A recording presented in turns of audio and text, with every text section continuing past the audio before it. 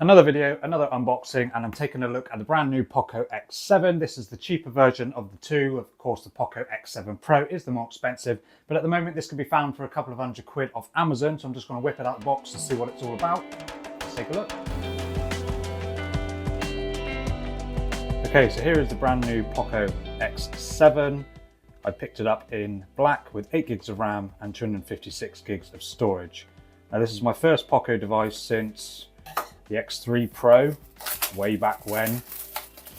So I am curious as to what this is going to be like. And of course, in traditional Xiaomi fashion, the Poco version is very similar to the Redmi Note version, whichever that is at the time. I think that's the Redmi Note 14. So the Poco X7 comes with a MediaTek Dimensity 7300 Ultra, Crystal Res 1.5K 120Hz AMOLED curved display, 50 megapixel main camera with optical image stabilization, IP68 water and dust resistance, and a 5110 mAh battery. Now that's all for a couple of £100, which is pretty good. And yes, I got it in the yellow and black, but we'll just pop that aside for a second. Oh, come on, here we go. Take it all out in one go. So you get a SIM pin just there.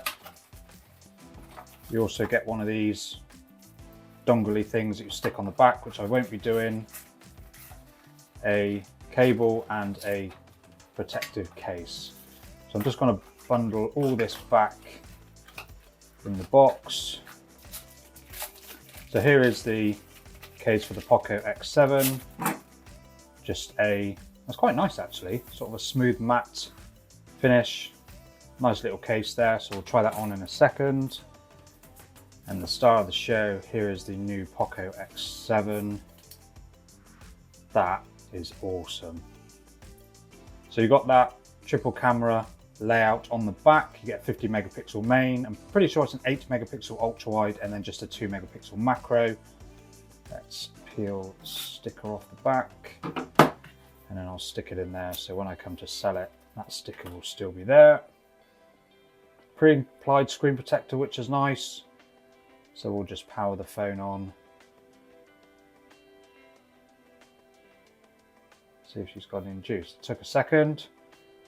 So we'll just power the phone on very quickly, go through a bit of the settings menu in the OS ahead of my full review, which I will be dropping in a few weeks.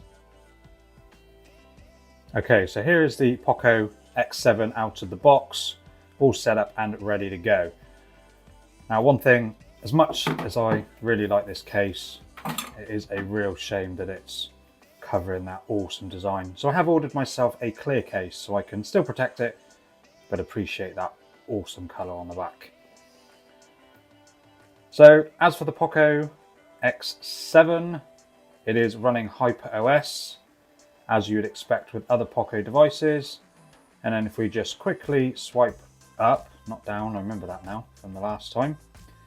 And we are running Android 14 with HyperOS version 1 on top, Android security update, blah, blah, blah. So there is an update available, but I won't be doing that just yet. But overall, it's a very similar setup to what you'll find on other Xiaomi and Poco devices. You've got your usual Wi-Fi, Bluetooth, etc. options there. Portable hotspot, VPN, etc. There is NFC for your contactless payments.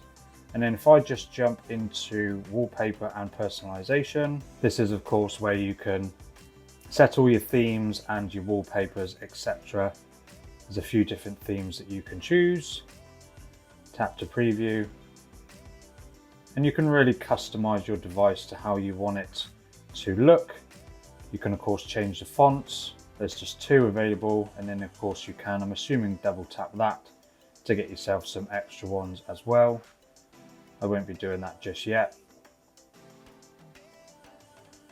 Something that I don't like about Xiaomi phones is the ads, which are still present, which is one downside to using a Xiaomi phone. I was kind of hoping they'd get rid of that habit by now, but nevertheless. So yes, you can jump into themes and really customize your phone to how you want it to look. Loads of themes available. Of course, you can, from there you can jump to wallpapers. You can even go to ringtones. And then there's a featured section for all the festive ones if you still want to do that. And then of course, yeah, there's loads of others that you can get as well. God, these ads are really annoying. So let's just jump back into settings. And then of course you've got notifications and status bar update, not updates, settings, home screen. So we'll jump into home screen, see what that's all about. You can set your apps drawer if you want it or not, if you just want the classic system navigation. Let's try it with gestures. No, I don't want to learn it because I know it. Gives you a little bit of extra space on the bottom, and then you've got the swiping from the right or left to go back, swiping up to go home, and then swiping up to hold to go to your recent apps to close. So you've got a few apps preloaded on the device. Of course, you've got games and all that sort of stuff. Netflix, more games there, TikTok. So there's ways that you can, of course, you can delete those if you don't want them on there, which I will be doing with the majority of the games on here. But overall, it's a pretty nice, smooth experience with the Poco X7. Swipe to the right and you get your Google News feed, and then you can jump into extra stories as well. Buzz in for that game later on.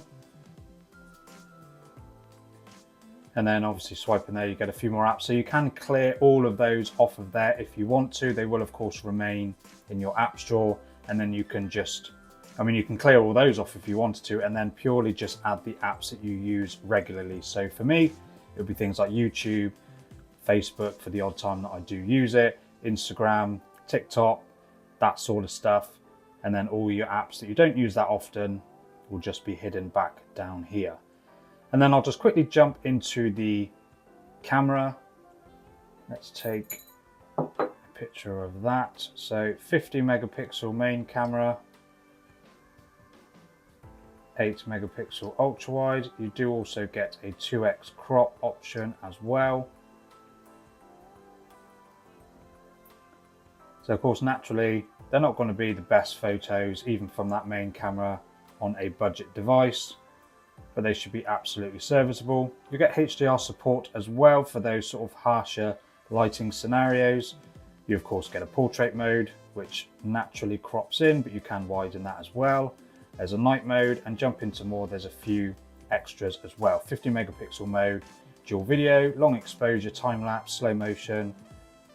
Oh, and then you can just edit the arrangement of those as well. Oops, didn't mean to go there.